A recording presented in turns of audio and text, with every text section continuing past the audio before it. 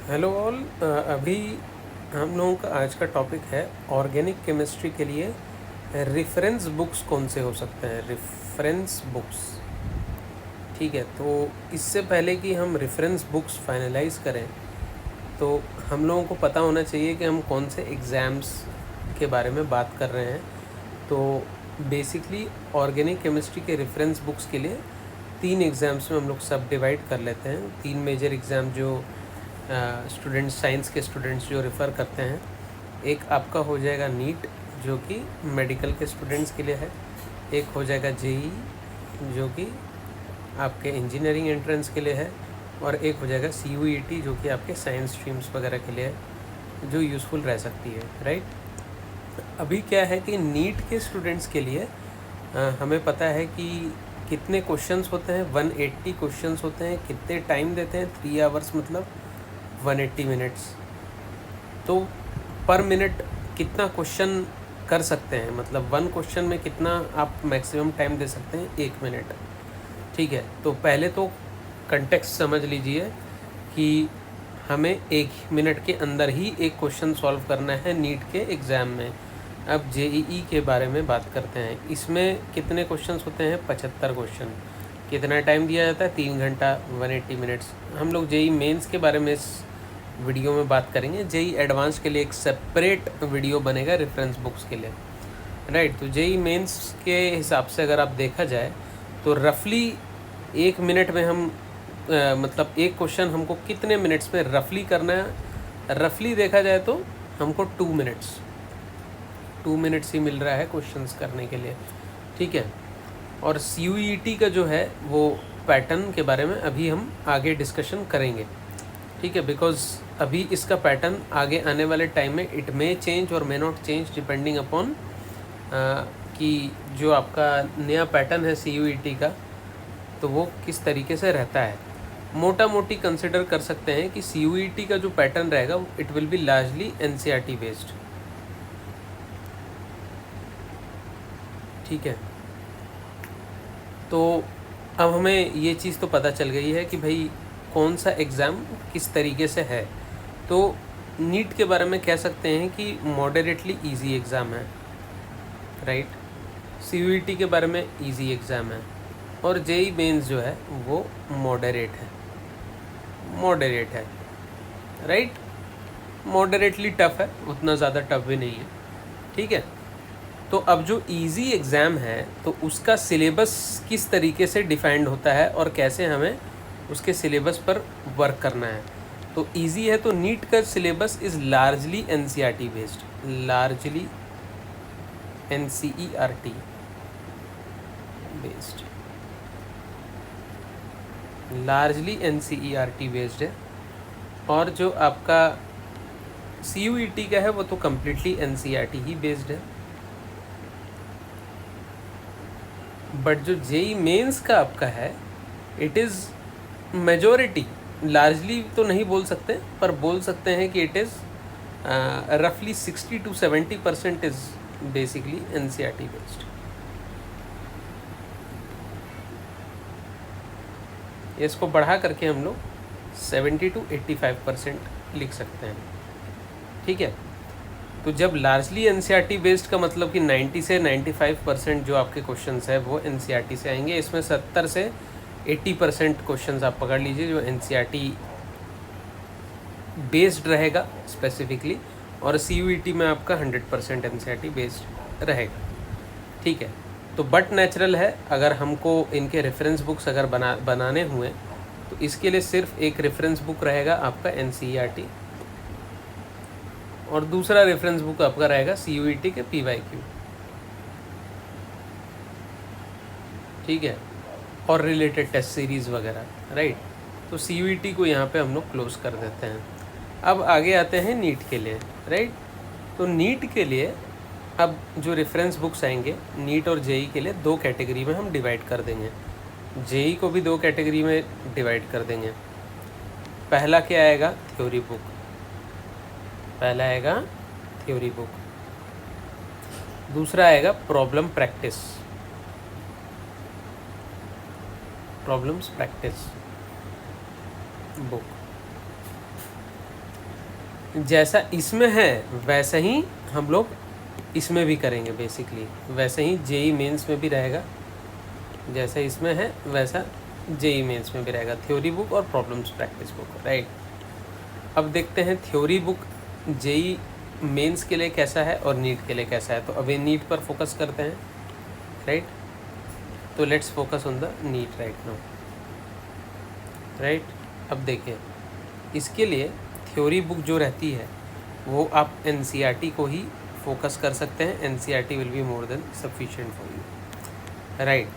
अगर थोड़ा सा भी आपको एक्सप्लोर करना हो, थोड़ा सा हल्का सा और एक्सप्लोर करना हो, तो आप कुछ एक आध रेफरेंस बुक्स और देख सकते हैं, जैसे कि ओपी टंडन।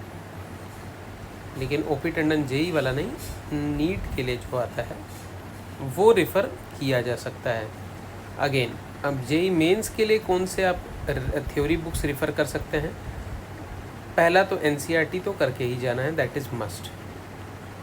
एनसीईआरटी में जितने भी रिएक्शंस हैं, जितने भी रिएक्शन मैकेनिज़म्स हैं, जो भी थ्योरी है, आपको वो कंठस्थ आनी चाहिए, उसके प्रैक्टिस एग्जाम्पल्स, और एनसीईआरटी के साथ में एग्जाम्पलर भी आपको रेफ़र करना है, उसके भी क्वेश्चंस वगैरह देखने हैं। उसके अलावा सेकेंड थ्योरी बुक जो आप रेफ़र कर सकते हैं जेई मेंस, क्योंकि जैसे मैंने बताया that it is a moderate exam, it is not very tough, so there is a good amount of chance कि अगर आपकी प्रिपरेशन बहुत अच्छी है तो आपके 100% मार्क्स आ सकते हैं। तो जेई मेंस के लिए थ्योरी बुक वैसे तो हम लोग जो रिफ़र करते हैं वो होना चाहिए कोचिंग मॉड्यूल, जो कोई भी टीचर आपको रिफ़र करेगा, कोचिंग मॉड्यूल कह लीजिए, या फिर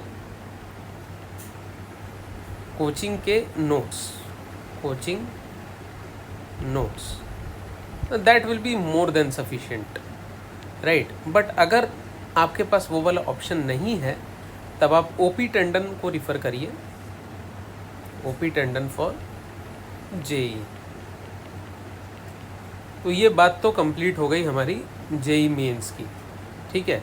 लार्जली अगर आपका ऑर्गेनिक के ट्यूटर अच्छे हैं तो आपका कोचिंग के मॉड्यूल या और आपके क्लास के नोट से काम हो जाएगा। कोचिंग मॉड्यूल भी रिफ़र करने की ज़रूरत उतनी नहीं पड़ेगी, सिर्फ क्लास में जो आपके जो पढ़ाया जाता है उसके नोट सफिशिएंट रहेंगे।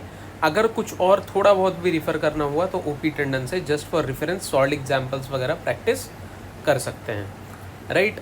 अब प्रॉब्लम प्रैक्टिस बुक्स पर अब हम लोग आते हैं। प्रॉब्लम प्रैक्टिस बुक्स जो नीट के लिए हम लोग रेफ़र कर सकते हैं, उसका नाम ये है हिमांशु पांडे की elementary problems for NEET.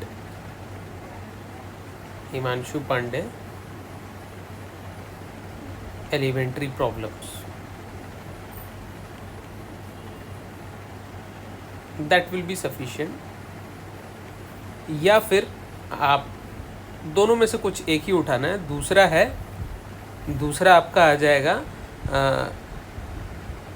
MS Chauhan elementary problems for NEET.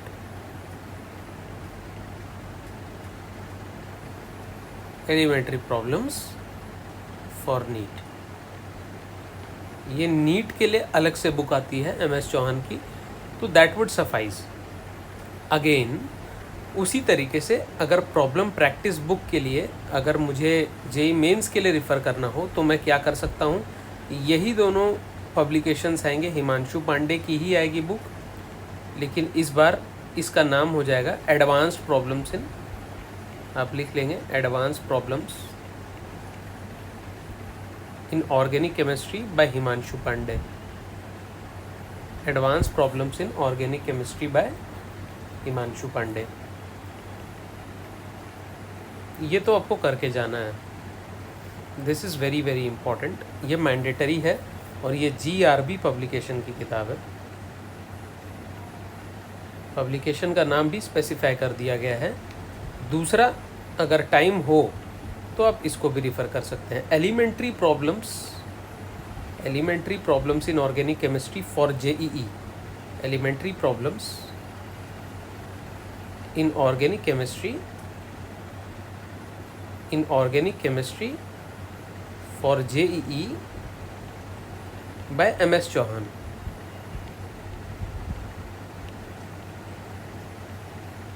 Right. थोड़ा वर्ड्स पे गौर करा जाए, वर्ड्स पे थोड़ा सा आप गौर करेंगे तो हमने क्या लिखा है, हिमांशु पांडे के लिए एडवांस प्रॉब्लम और MS चौहान की एलिमेंट्री प्रॉब्लम्स। MS चौहान की एडवांस प्रॉब्लम वाली बुक आपको रिफ़र नहीं करनी है क्योंकि वो जेई एडवांस रेलिवेंट होता है, नॉट जेई मेंस। तो अगर आप जेई मेंस के लिए स्पेसिफिकली तैयारी कर रहे हैं तो फर्स्ट स्टेप है कि आप हिमांशु पांडे सॉल्व कर लीजिए, GRB पब्लिकेशन की जो किताब है, और एडवांस प्रॉब्लम्स वाली को सॉल्व करें। That will be more than sufficient. For further practice if you need you can refer MS Chauhan की एलिमेंट्री प्रॉब्लम्स वाली book. These 2 books are more than sufficient. और अगर आपको एक्स्ट्रा थ्योरी रिफ़र करनी है तो OP टंडन की किताब आती है जेई के लिए, उसके थ्योरी और उसके सॉल्व एग्जाम्पल्स आप देख सकते हैं।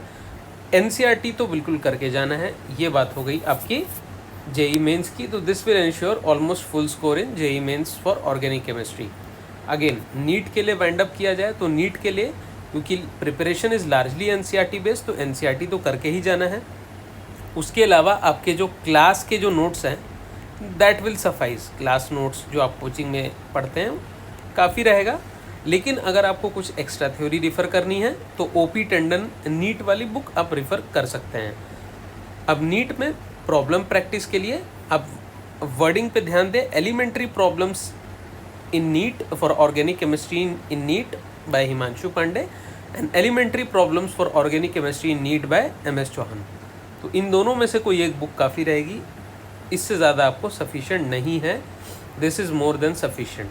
तो I hope so that reference books के लिए तो अब JEE मेंस के लिए और नीट के लिए किसी को ना थ्योरी वाली बुक कौन सी चाहिए उसमें डाउट रहेगा, ना इसमें डाउट रहेगा कि प्रॉब्लम प्रैक्टिस के लिए क्या चाहिए। बस एक और डाउट छोटा सा रह गया है, लोगों के दिमाग में शायद आ सकता है, वो ये है कि फॉरेन ऑथर्स के नाम क्यों नहीं लिए। फॉरेन ऑथर्स के तो बहुत सारे बुक्स आते हैं, ठीक है। उसका सिंपल आंसर यही है कि नो, फॉरेन ऑथर्स की रिक्वायरमेंट नहीं है। बिकॉज जो जेई मेंस में जिस टाइप के क्वेश्चंस पूछते हैं वो मॉडरेट रहता है और कम टाइम में 2 मिनट में आपको एक सवाल लगाना है। और नीट में तो और ज़्यादा इजी रहता है, पर अगेन उसमें स्पीड और एक्यूरेसी की रिक्वायरमेंट है, उसमें 1 मिनट में एक क्वेश्चन लगाना रहता है, ठीक है। तो ये दोनों के लिए या CUET के लिए कोई भी फॉरेन ऑथर्स की बुक रिकमेंडेड नहीं है एट एनी कॉस्ट। तो अगर आपको थ्योरी बुक ही करनी है तो OP टंडन जेई वाली या फिर नीट वाली रिस्पेक्टिव कैटेगरी में आप देख सकते हैं, और MS चौहान और हिमांशु पांडे प्रॉब्लम प्रैक्टिस के लिए रिस्पेक्टिव कैटेगरी में देख सकते हैं। आई hope so that the doubt is absolutely clear, right. So thank you very much. अब नेक्स्ट वीडियो जो आएगा वो डिटेल्ड वीडियो रहेगा, the applicable reference books for JEE advanced. Okay.